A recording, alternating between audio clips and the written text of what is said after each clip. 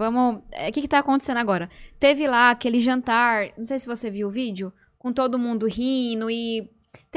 Vamos lá. Teve o 7 de setembro, sim, das manifestações do pró-Bolsonaro, e aí teve a carta escrita pelo Temer que o Bolsonaro assinou. Sim, aí teve jantar com o Temer.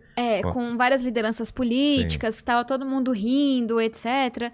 E a impressão que fica, acho que principalmente para, enfim, para a população, e eu falo aqui como cidadã, Brasília resolveu. Colocou panos quentes, tá tudo certo, não se aperreiem. Como é que Brasília resolve as coisas? Brasília resolve as coisas com custo. Cargos, emendas, recurso. Então, quando eu vi aquela cena, uma parte de mim falou, caramba, acho que as pessoas não sabem disso. Mas esses acordões todos de Brasília, então o presidente cada vez mais impopular. E aí vai se resolvendo dentro da política em Brasília. Isso tem um custo. Esses calabocas têm um custo, né? Esse dinheiro de orçamento paralelo, fundão eleitoral, tratoraço, ele vai sair da educação. O dinheiro não nasce em árvore. Ele vai sair da saúde. Então, aumentando o IOF. Exatamente. Quem paga, assim, é o povo que está pagando por esse acordão que está sendo feito em Brasília. Então eu digo isso porque eu acho que são essas... tem um problema, aí o pessoal vai lá, tenta abocanhar um pouco mais dos recursos públicos para, vamos estabilizar não sei o quê, e a gente nunca pensa no amanhã. E a gente está cada vez investindo menos em educação, cada vez investindo menos em pesquisa. Quem vai pagar a conta? São os brasileiros. Tem um estudo que eu acho triste, mas tem que ser compartilhado, que tem um Paes de Barros, que é um economista que eu acho, assim, incrível. Ele comparou alunos que terminam o ensino médio com alunos que não terminam o ensino médio. Você acha que teve alguma diferença? Imagino assim, que sim. nas características? Imagino que sim. Você acha que muda a expectativa de vida? Quantos anos? Claro. Quanto tempo, mais ou menos? Quanto tempo o quê? Quantos anos a menos você acha que quem não faz o ensino médio vive? Não, isso eu nem sabia que mudava a expectativa de vida. Muda. Não expectativa de futuro. Você tá falando de vida. Muda de vida, é nesse nível. As pessoas morrem mais cedo. Exatamente. É cerca de 3 anos mais cedo na média. Mas isso... Quem não termina o ensino médio. E eu não tô falando desse modelo de educação que a gente defende. É o de hoje. Fazem trabalhos mais perigosos? Por quê?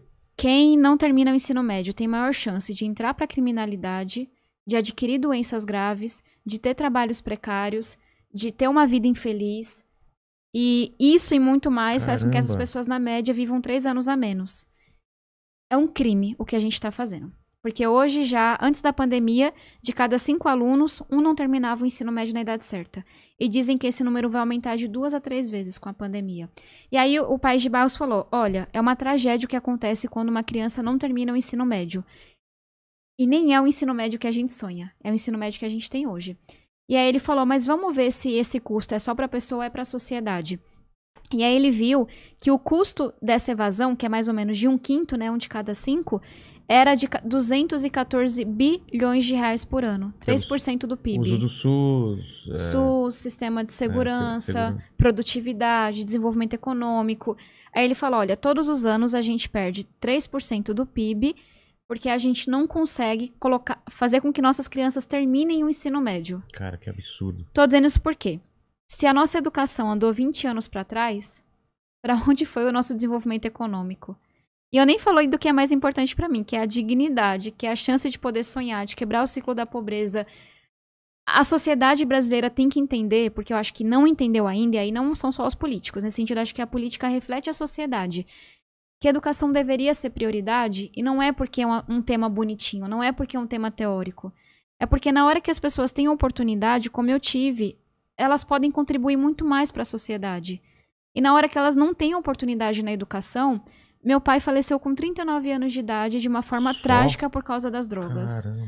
Eu posso te contar várias histórias de pessoas próximas que morreram pro crime, pra violência, com 15, 16, 20 e poucos, de amigas que engravidaram muito novas, igual minha mãe, amigas, sabe, amigos que abandonaram o ensino médio. Então, assim, na hora que tem educação, o brasileiro brilha. A gente é foda, sabe? Brilha e faz coisas incríveis. Onde falta educação, onde falta oportunidade, o que a gente vê é o crime entrando, são as pessoas morrendo mais cedo, e isso tem um custo, inclusive, para quem está enclausurado no bairro mais nobre, do Rio de Janeiro, por exemplo, aqui de São Paulo. É isso, e essa pesquisa mostra isso para mim. a gente está deixando desmoronarem um castelinho que a gente estava construindo da educação. Vai demorar muito tempo para reconstruir. Mas a gente tem que entender que as consequências não é só para esse jovem que não conseguiu estudar na pandemia porque não tinha internet. É para todo mundo.